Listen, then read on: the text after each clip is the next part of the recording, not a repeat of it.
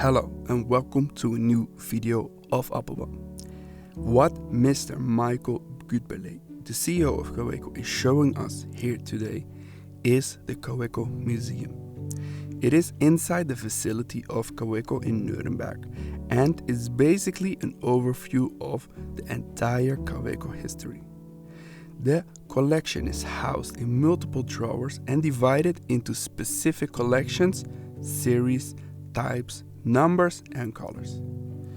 In the first drawer, we find silver pencils on the left side, and on the right side we find Arumia. Arumia is the company which bought Kaweco in 1929. Okay. When they went bankrupt because the banker don't give any money anymore in Heidelberg. So Arumia was just a fresh company in the market, and they made very solid pens, and they on the end they got the name and the machine and the stock of Kaweco, and then closed the Arumia name. But interesting thing is that the series were mixed together, and also the logo was mixed together. All right. Yeah, so the Kaweco in the coin. Yeah. So in the beginning they had KWG, Knust, Worringe and Grube. Yeah. Yeah, and this was the Arumia owners. Okay. And out of them, one of the sales agents said, hey, this is easy, we make Kaweco out of it in the coin. So that's very, very funny. So the inspiration from the logo actually comes from there? Yes, come from there and from an agent. In the second drawer, we find office pencils. These come with matching fountain pens and of course some leads to refill. The third drawer is dedicated to pencils made of ebonite or celluloid. These materials were very often used in the first half of the 20th century. The pricing labels are still on some of the pencils. We find a pricing label of 1.75 Reichsmark on a celluloid pencil from the 20s or 30s. A similar pencil would nowadays cost around 100 to 150 euro. In this time period, a lot of different models and variations were created.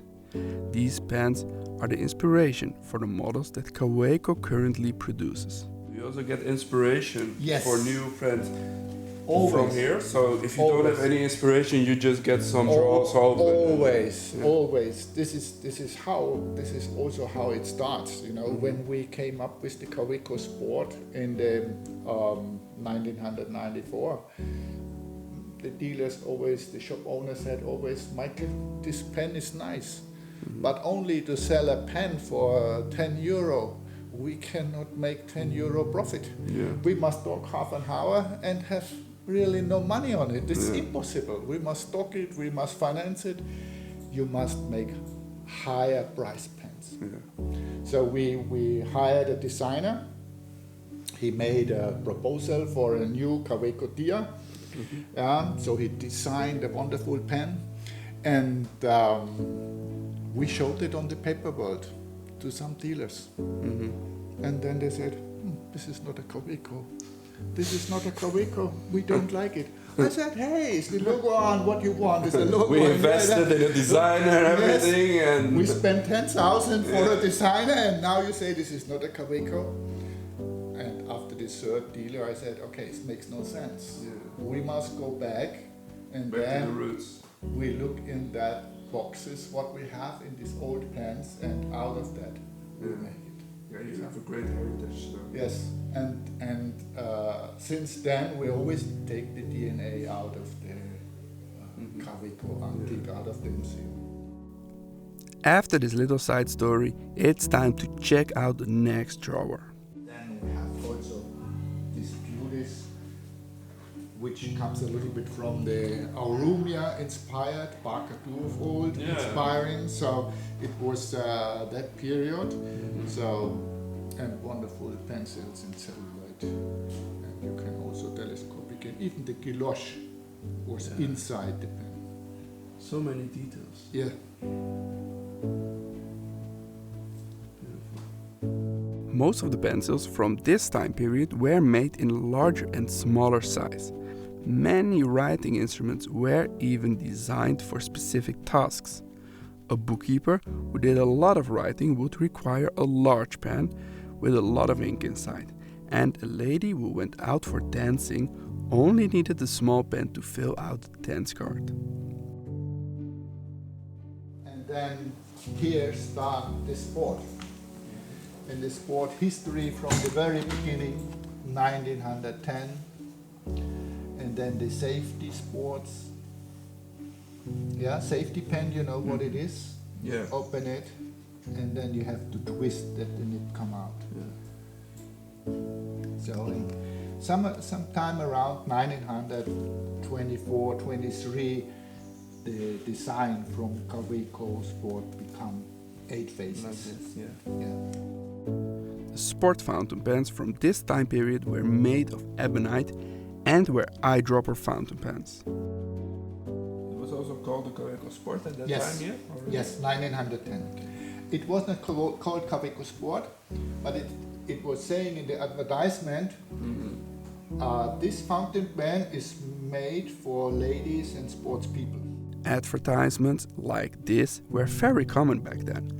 Really hard to imagine that nowadays. No, but this was the development really of the Kaweco Sport, you know, 35, then 50s. This is more or less the color. And this is Diplomat, this is how we started. Yeah. When we had the mold ready in the co-branding with Diplomat together, because Diplomat had the distribution of Kaweco the first 2-3 years. And here we find something that we have all wanted for such a long time. An ebonite sport with a piston filling mechanism.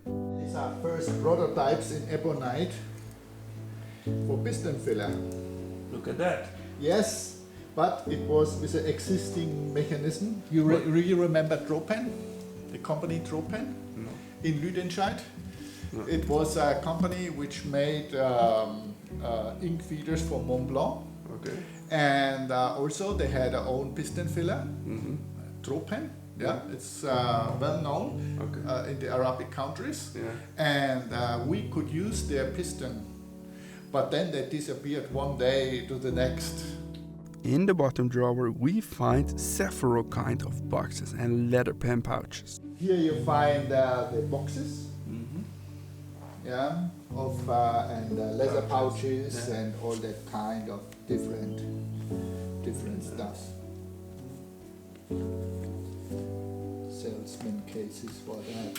All the coins for the different advertisements for companies. They made even this little corporate gifting. coins. Yeah, corporate gifting. Yes. Beautiful.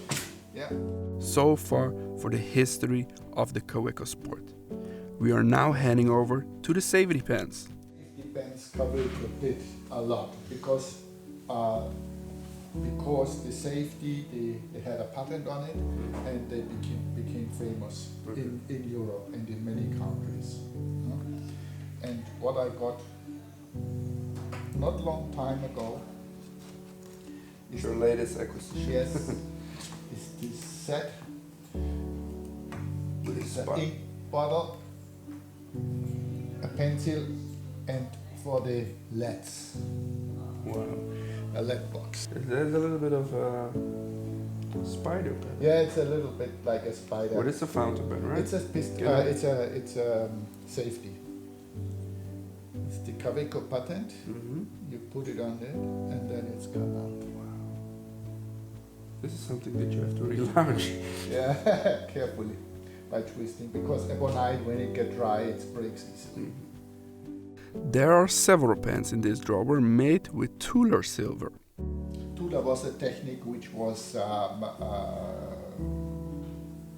done very often in Russia, in the city Tula. But there is a certain thing. Yeah, it's cut it out and filled. Ah, okay, and after that they put it over. Yeah, you on some pens you see that it is falling out, and then you see that it is it is gone here. You see? Yeah. It's Yeah, well, after so many years. yeah. This is enamel, silver and enamel technique. Yeah, so they cut in the silver and then put the lacquer several layers on it. This is also some kind of very beautiful set. You have the dancing lady on the pencil, on the pen, and on the eraser knife. This set was sold about 100 years ago and gifted to someone, and now the complete set has found a place in the museum, very rare and special. Yeah, but you have also, you know, this kind of stuff. Sometimes horses, there's a horse inside. Yeah. So, yeah, it depends on for whom was the gift. You know. Oh, this is Toledo work. They made some beautiful things back in the days. Yeah. Wonderful stuff. Also with some stones inside. This was typical Italian. Yeah. Yeah, Italy It's made more, you know, yeah. showing off. Yeah, showing off. Inside is Kaweco technique. Mm-hmm. So it says this is more German style, no? But the other ones, and this is how it was made. This is what Kaweco supplied in raw. It is jewelry or whatever. You can take this away. So in Ebonite, and this is how they did it. So they just They put it prepare together. that and then they put it together. And they stamped it Kaweco or Mont Blanc or Waterman. Waterman was also often used for that kind of thing. So now we know where the idea for the spare clips on the Kaweco Sport, Lilliput and Special comes from. In the second drawer we find more safety fountain pens and also a very interesting set. And this is a safety pen made for the First World War, 1914. This was a soldier package. So the 1914. So it was made out of wood, and there was inside a fountain pen with the emperor colors. Of course. And a pipette. To fill the pen. Here was ink tablet inside. So they used the tablet and with water could make their own ink in the field and then To write letters at home. Yes. To tell them what's going on in the field. Yeah. There are only 2 pieces exist in the world of that. I don't know who has the other piece, but I got one at least. There's a whole printing. Yes, a whole printing, yeah. Kaweco also possesses the advertisement posters for these sets, which is truly unique. So these are safeties in Ebonite marbled, different colors and different filigree or two kind of color plating, gold plating. Then we have the safety as a desk pen.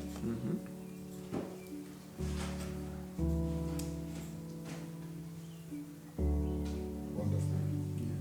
Totally mint condition, unused. Yeah. So you have that, and this is the biggest one. This is like the number 20 from Mont Blanc or Waterman. This is without nib, but I think I have also one with nib.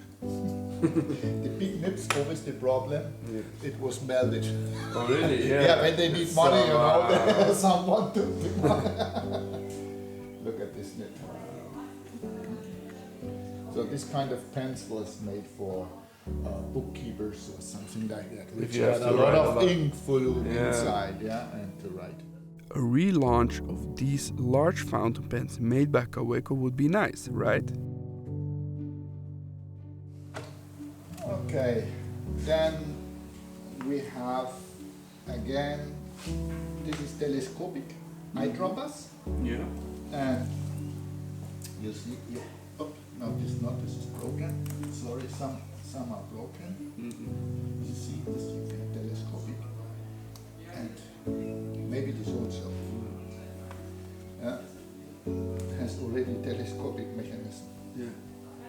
So it extends. And it extends. Yeah. It was maybe for the lady and then the handbag and yeah. And this is simple eyedropper, 895, something like that. Very simple pens. Just put it together. Right. Simplicissimus. Yeah. This was a magazine, a political magazine in Germany. Okay. Critical magazine. Yeah? Yes, and they made used Kaweco pens. In this drawer, we also find several transparent pens. These were used by salesmen to demonstrate to retailers how the advanced inner system worked. It was a really great way to convince them to buy the pens. By the way, this is also why we still call transparent pens demonstrator pens. A nice little detail in the cap of this safety pen is this needle. Sometimes after people had tried out a pen, they would put the cap back on the pen without retracting the nib first. This needle made sure that the nib wouldn't be damaged. As we move on to the next drawer, we discover several lever filler fountain pens. Lever filler, you know how it works. Let me see if we have a demonstrator. Yes, here we have a demonstrator. You lift the lever, and then there was a metal piece squeezed together the rubber sac, and then you had a vacuum. Yeah. Yeah. So like that. And then you had ink. Yes, and then it sucks ink inside. Lever filler was not a big deal for Kaweco. Yeah, bottom filler was a little bit bigger because Arumia had that techniques.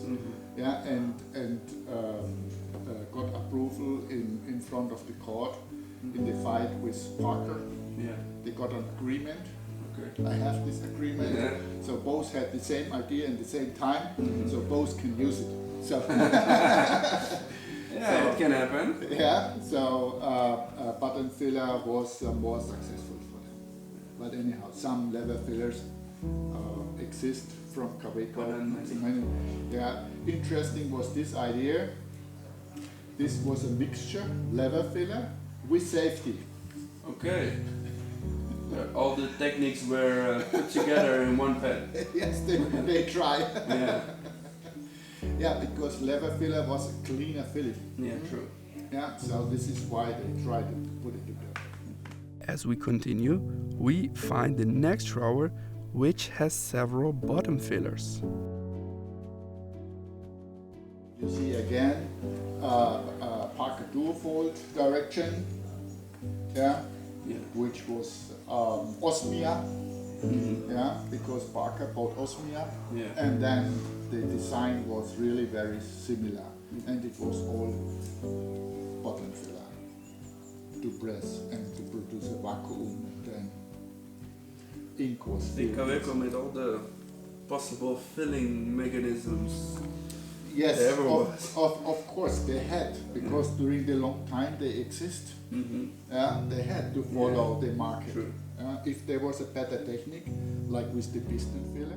When we move over to the other side, we find more modern pieces, starting with the piston fillers. And then we have all these kind of different piston fillers and demonstrators to show. And then you see already they try to find additional productions or new markets. This is eyedropper for medicine with a piston mechanism. You can fill it like a fountain pen with the system, you see. And when you push, one drop come out of medicine. Oh, really? Yeah. So that's when Kaweco started to... No, when the fountain pen industry go down, Yeah. they try to find other markets, Yeah. but was not successful. Okay. Yeah. The salesmen sometimes had some special tools with them to show how the piston fountain pens were made. A dealer got this Oh, kind of box to explain how they made their piston filler, you know, against the Pelican. You see that this was a really important part with all the... Yeah, and today this is breaking so easily because they use the wrong material. They didn't know it by then. Yeah, you see, it was even for an agent in Zurich for the Zurich distributor. Yeah.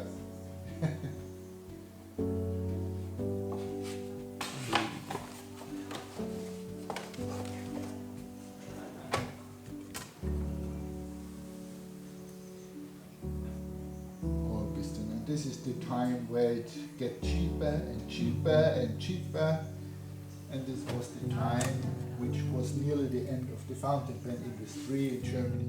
Was this the end of the fountain pen industry?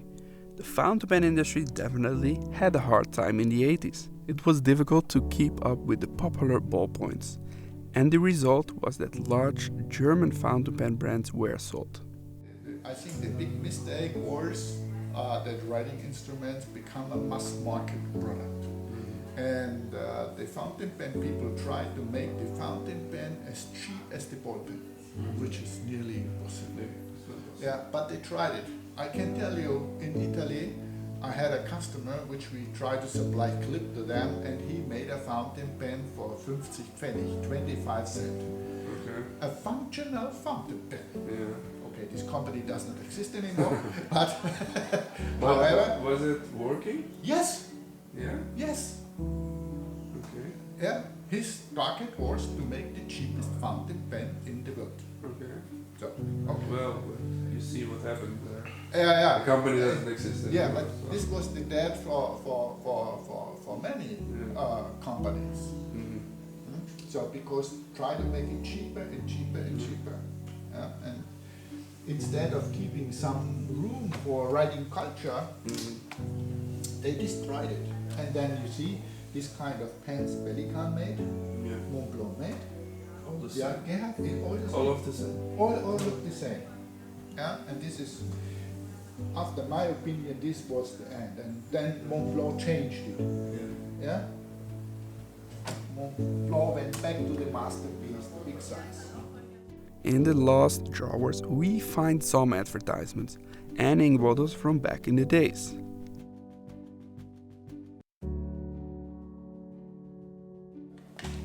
Yes, and here you see these are Kaweco Nibs made out of sterling silver. Okay.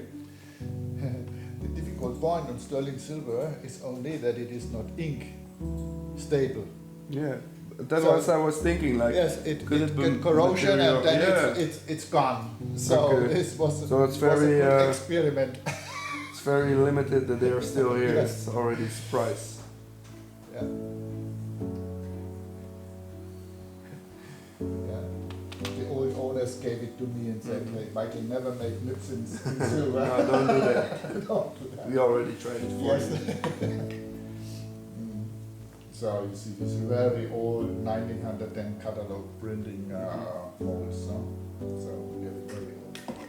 So this kind of stuff, when I get it, I try to buy it. The metal Kaweco boxes are still very well known nowadays, but as you can see, the boxes were always an important part of the product. Nicely, you see, and they put their boxes, the paper, they put by themselves on it. I have some production pictures. You see, they have this separate, and this was just the plain one. Yeah. And they had the paper, Yeah, and they Helios or Colleague or whatever, so Yeah. then they just wrap it. Oh wow. An extra step in production. Yes, yes. So keep it separate. Yeah. In Omega, you see, Omega fountain pen. cannot use the name. Yeah, we cannot use the name Omega because Omega watches. Yeah, this the normal boxes or repair box or some leather case.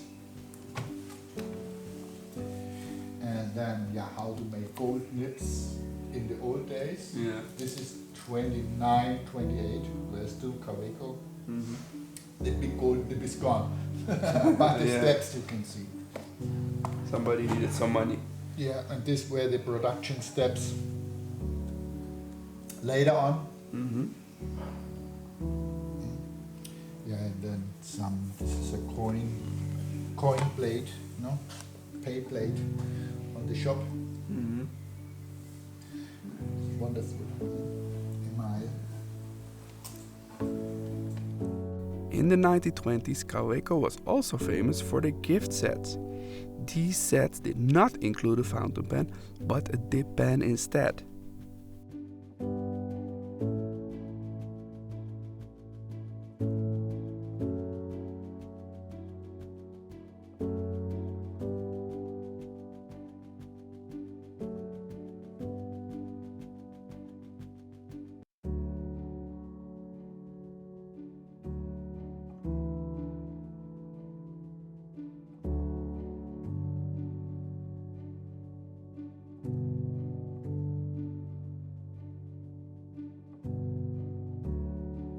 And then this is the end.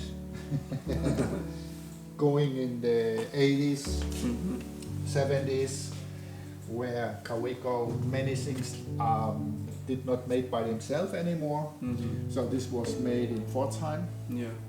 with a company called Sarastro or some other ones. So they had a cooperation even with LEC, you remember LEC? LEC. So Kaweco was supplying the fountain pen feeder to LEC in the beginning. And they did the rest. Yeah, and they did the rest. So they had a kind of cooperation. Always. Kaweco has a long history with Pforzheim. Mm-hmm. So Bossert and Erhard was one of the metal supplier, and Kaweco supplied feeds and ebonite or celluloid parts to them the other way around. Yeah. So there was always a cooperation with It's Pforzheim. not that far away. No, it's not that far. 2 away. hours drive. Yeah. So and these are the last steps what they did. You know, this kind of split pens. Gutberlet. Yeah. So. It's beautiful. So impressive that you have all this stuff from history. Yes, together. over now, finally, over 40 years collected. And also, of course, we have the papers. Mm-hmm. I have some old catalogs from 1910. Let's put this inside.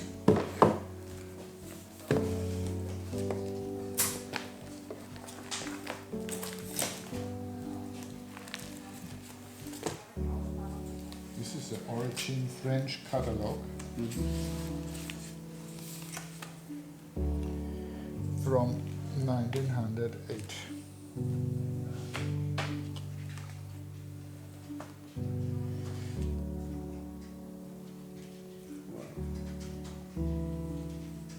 So some of the pieces you saw in the Recognize from the museum. drawers. Yeah.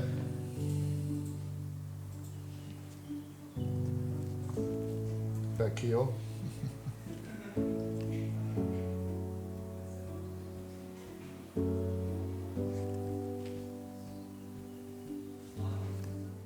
A really cool detail is that the showcases that are in the old French catalog can actually be found right here in the Kaweco Museum. Yeah, you see also some mechanical advertisement. This is machine. This is really a machine in the man. It's moving. It's moving. He put out a pen. Oh, really? His jacket. Yeah, it's a machine from I think from Berlin or no Vienna, Vienna company. Beautiful. And also this one, you can put ink inside in the ink room, Yeah. and then it moves this and that, and so the ink is overshaking. Oh. And it writes. And of course the museum will not be complete without the famous German Shepherd statue. We have a nice replica in our stores in Lade and Boston, but this one right here is the original one. Well, this was our tour of the Kaweco Museum. If you ever want to visit this showroom yourself, you will have to make an appointment with Kaweco in Nürnberg, Germany, to see all of this history. In the meantime, if you're interested in any of the current Kaweco writing instruments, make sure to check the collection in our web store.